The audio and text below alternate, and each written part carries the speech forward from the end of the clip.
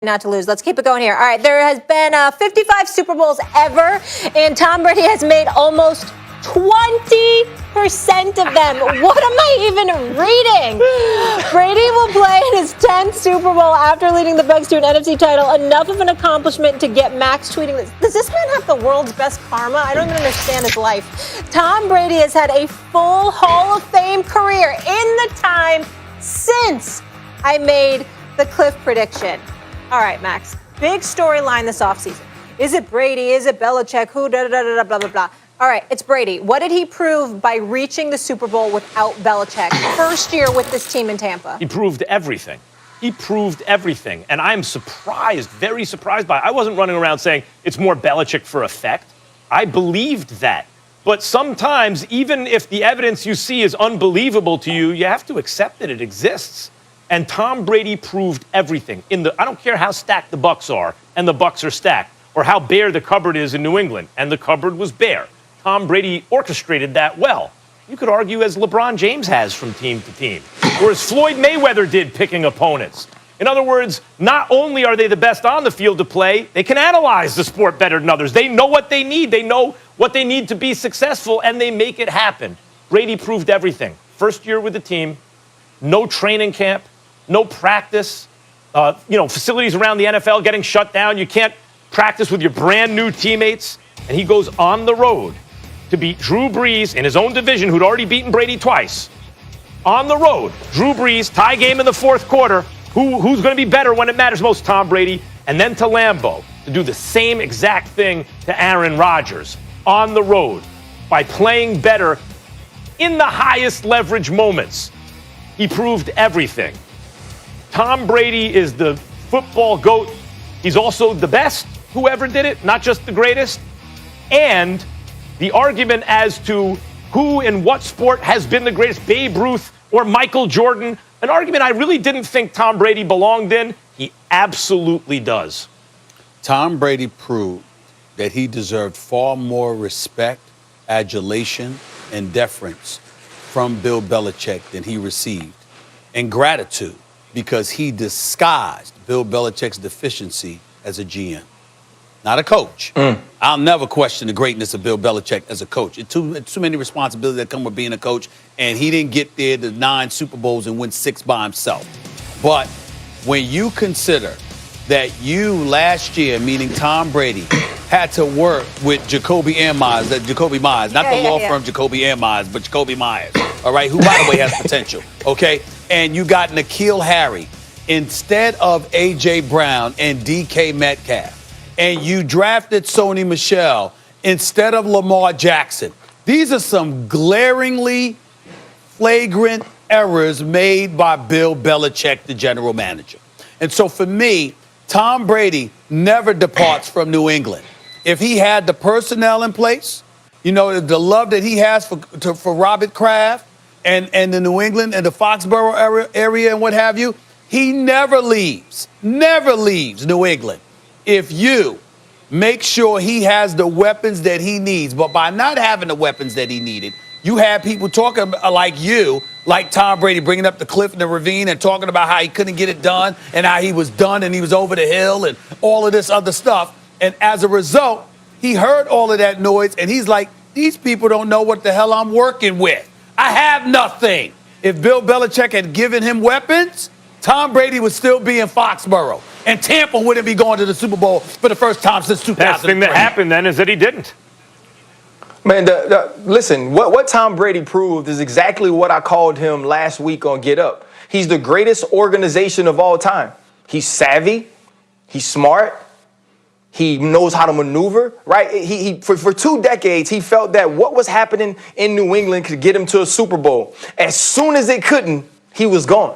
As soon as he realized we don't have the requisite players, as soon as he realized that things aren't in place for what I need, it's time for me to go. So think about what he does when he makes that maneuver, when he makes that move, when he finds a new place, when he packs up the Mayflower trucks and moves from Cleveland to Baltimore. He gets there and he says, you know what? I'm going to go get Rob Gronkowski. I'm going to get him to come play with me. Later on, I'm going to get AB. I'm also going to get playoff Lenny to come down. Shady McCoy, who hasn't done as much. And so now he's being the GM. Now he's putting the team together.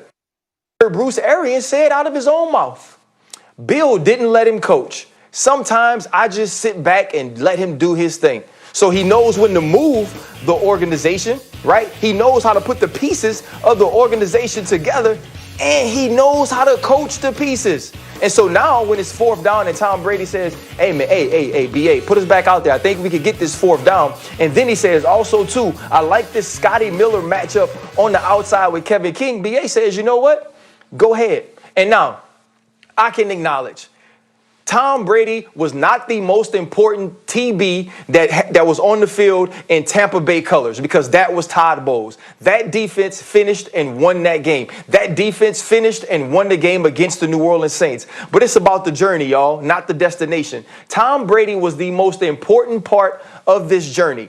And if we were just talking about him, if you heard how many NFC championships, you heard how many Super Bowl appearances, you heard how many Super Bowls, that organization and its fans would think that they are the greatest thing that has ever been put together. And that's who Tom Brady is. He's the greatest, and it's not any question. And now he's in the conversation for the greatest athlete of all time, not just the greatest football player. And that's hard to be in the biggest team sports in America. Ryan, I think you buffered my point with the breakdown you just provided, because wouldn't that be somebody that Bill Belichick should have listened to a bit more?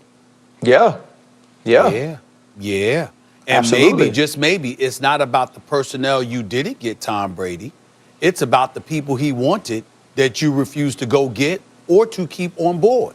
Remember, Antonio Brown is in Tampa. He ain't in New England. Now, that's partially his fault. We all know that. We all know, how he conducted himself. And we all know he wasn't smart to go after Robert Kraft. But that was after he was let go. Now, he might not have listened to them when they told him to shut up. And he might have had a screw loose and all of that stuff. But that can't be the only time in the Tom Brady, Bill Belichick era when Tom Brady made some suggestions and Bill Belichick and them may not have listened. Well, right now, you guys are being a little too definitive at the moment about Belichick-Brady. This is what I will say. Brady's already proven everything he has to prove. And right now, it's Brady 1, Belichick 0. But next year is another year. Belichick's going to have another chance. Right. That has not, in terms of Belichick's ability as a coach and GM minus Brady, there are more bites at this apple coming up. And time will tell. But Brady has proven everything he needs to. The only reason I would put you on pause for a second is that if you recall, Max, I came on the air and reported at the time that Brady left New England. If Bill Belichick had wanted Tom Brady to stay and had told him so, Tom Brady would have remained in New England. They would have worked it out. I reported that. I didn't give an opinion. I reported that because of what I had heard from the Patriots organization. And everyone I've spoken to has confirmed that reality. Tom Brady left because Bill Belichick would not come to him and say, I want you to stay. That speaks to Brady's greatness. Really, the reason Belichick had sound reasoning. In football, the most important person in the organization is the head coach. In baseball, it's the GM. In basketball, it's the star player, right?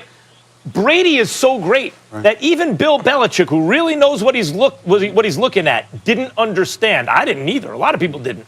What Brady was bringing to the table. He may have thought he understood it, but it appears at this moment he did not. Brady is winning right now. Still feeling great about Jimmy Garoppolo, because I'm hearing that San Francisco ain't too high on keeping him, Max. I noticed how that escaped your soliloquy there. Are you bringing up Jimmy G? What about you, Molly? What about Jimmy G? I mean, I don't hear from either one of these people, Ryan. Jimmy G. Brady Molly gave him the nickname. No. I'm not talking about that comparison. Jimmy G has been in a Super Bowl pretty recently. Jimmy G. I was told we love the San Francisco 49ers talking about moving on from him. Wow. At least you call him Jimmy G now. Well, let's see Brady win the Super Bowl now, because Garoppolo had a fourth quarter lead in the Super Bowl. Ryan. My bad, Ryan. Porn star Jimmy. My bad. Okay, Disney. Let's keep going. That's right. All right, Patrick Mahomes is on the cusp of the greatest 3-year span by a quarterback in NFL history. It's only in his first 3 full seasons he leads the NFL in total QBR, QB wins, touchdown passes, yards per attempt, passing yards.